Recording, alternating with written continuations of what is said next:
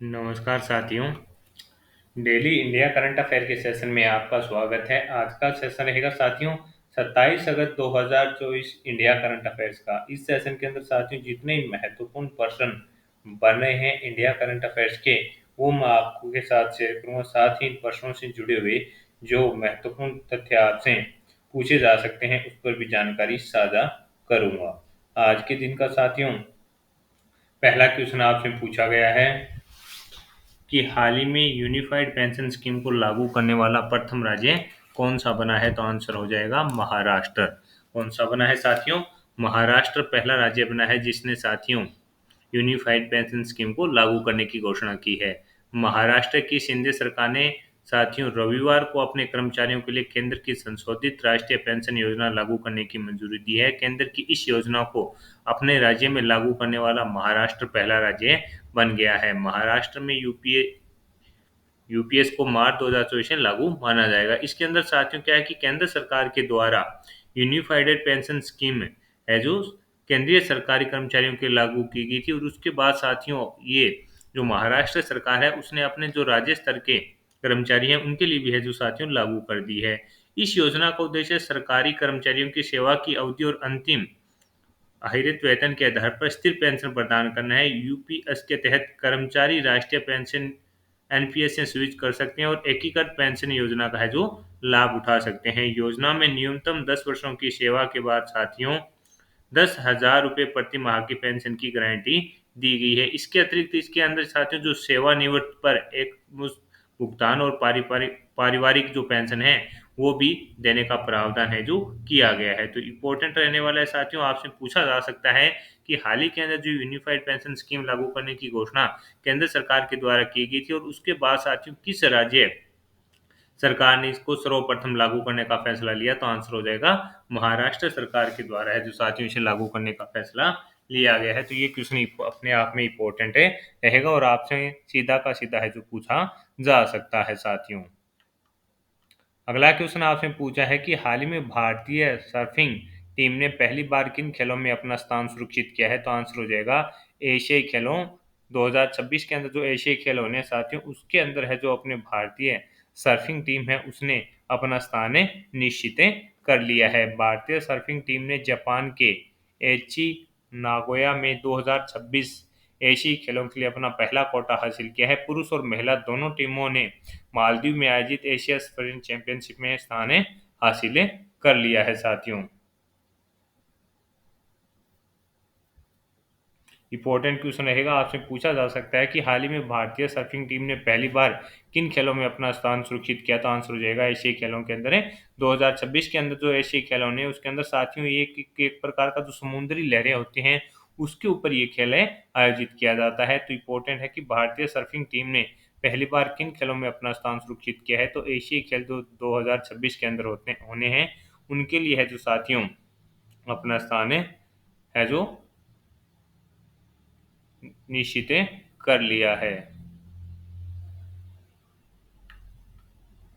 अगला क्वेश्चन आपसे पूछा है कि हाल ही में किस राज्य में बीपीसीएल ने ड्रोन आधारित वन रोपण अभियान शुरू किया। तो आंसर हो जाएगा बिहार के अंदर।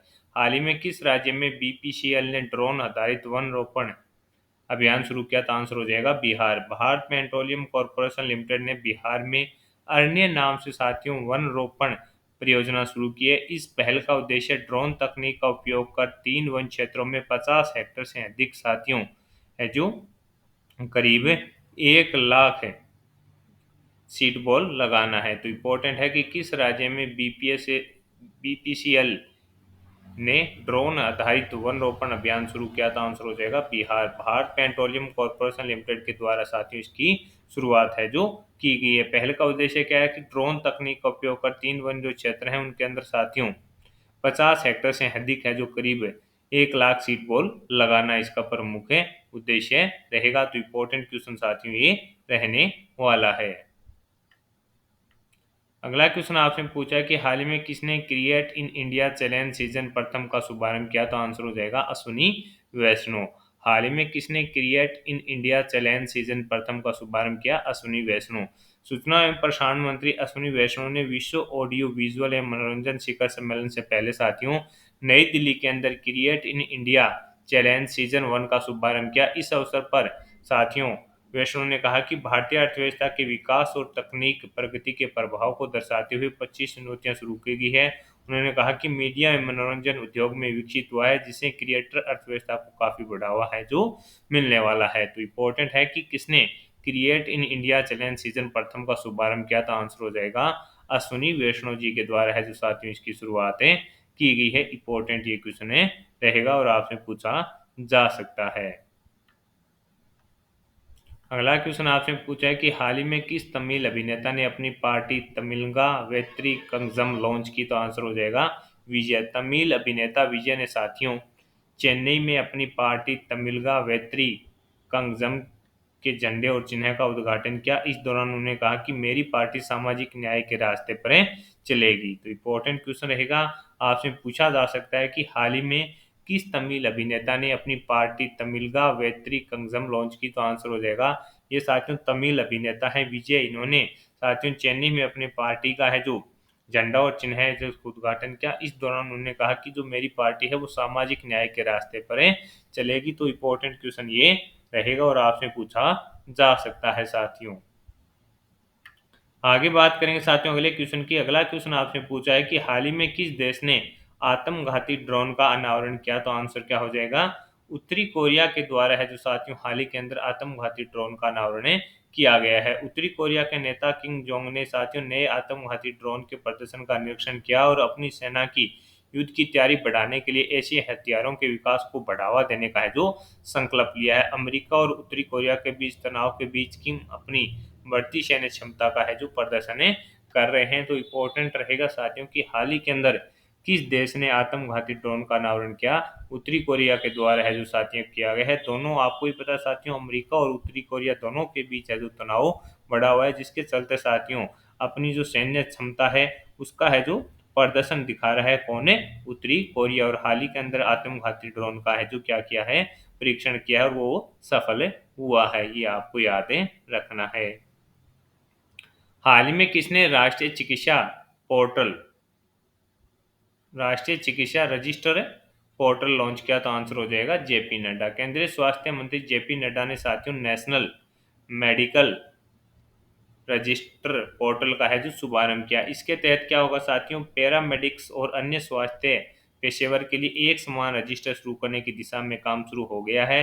अब देश के हर डॉक्टर की डिटेल आपको एक ही क्लिक के अंदर मिल जाएगी। तो इम्पोर्टेंट रहेगा कि हाल में किसने राष्ट्रीय चिकित्सा रजिस्टर पोर्टल लॉन्च किया, तो आंसर हो जाएगा जेपी नड्डा जी के द्वारा है जो साथियों किया गया। और इसके अंदर साथियों जो डॉक्टर की डिटेल है और उनसे संबंधित जो भी है जानकारी है वो अब आपको एक ही क्लिक के अंदर मिल जाएगी।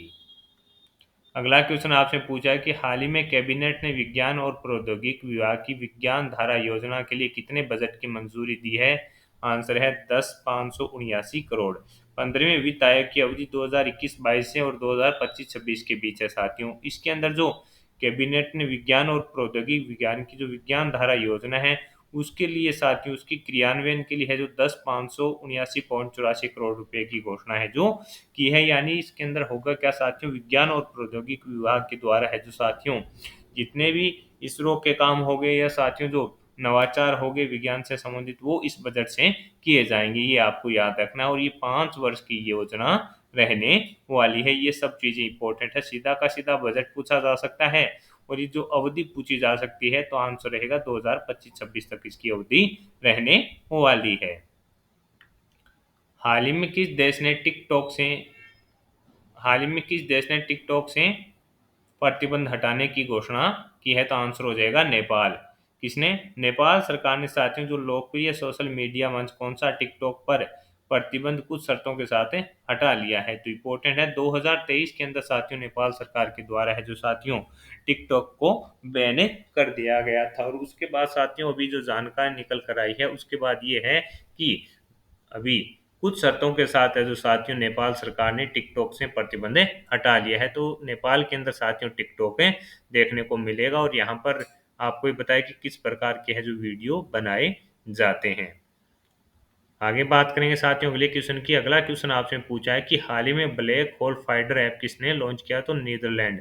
ब्लैक होल कोर्टिसिज्म के एक समूह है ब्लैक होल कोर्टिसम ने हाल ही में ब्लैक होल रिफाइनरी पर काम करे एक नए ऐप को पेश किया है जो नए शौकीन लोगों को ब्लैक होल की पहचान करने में मदद करते हैं। यानी इसके अंदर साथियों जो ब्लैक होल है वो आपको इस ऐप को आप डाउनलोड करेंगे उसके बाद खोलेंगे तो आपको ब्लैक होल के दृश्य इसके अंदर देखने को मिलने वाले हैं।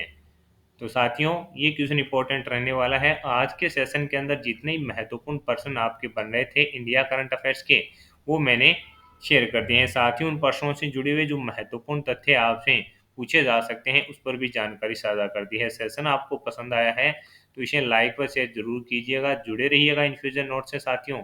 मिलेंगे आपसे अगले सेशन में, तब तक धन्यवाद। सेशन आपको पसंद आ रहा है तो इसे लाइक और शेयर जरूर कीजिएगा। इन्फ्यूजन नोट्स के टेलीग्राम व्हाट्सएप चैनल पर आपको इस सेशन की पीडीएफ मिल जाएगी। इसके अलावा साथियों इन्फ्यूजन नोट्स के ऐप को डाउनलोड कीजिए। वहां पर आपको ई नोट्स की सुविधा बहुत ही किफ़ायती रेट के अंदर है जो साथियों मिल रही है। तो जुड़े रहिएगा और ऐप को 5 स्टार रेटिंग देनी है और अपने दोस्तों में भी साथियों शेयर करना है। स्मार्ट स्टडी साथियों अपने को करनी है जिससे आपका सिलेक्शन है निश्चित हो पाए। इसी साथियों आपके लिए इसी प्रयास के साथ है जो इन्फ्यूजन नोट्स लगातार आपको बेहतर कंटेंट है जो देने का प्रयास है कर रहा है। तो जुड़े रहिएगा साथियों इन्फ्यूजन नोट से और मिलेंगे जल्दी आपको अगले सेशन के लिए। पीडीएफ मैंने बता दिया। इसके अलावा इंस्टाग्राम पर जुड़िए वहां पर आपको है जो साथियों महत्वपूर्ण जानकारियां हैं जो दी जा रही है इंस्टाग्राम पर भी। धन्यवाद।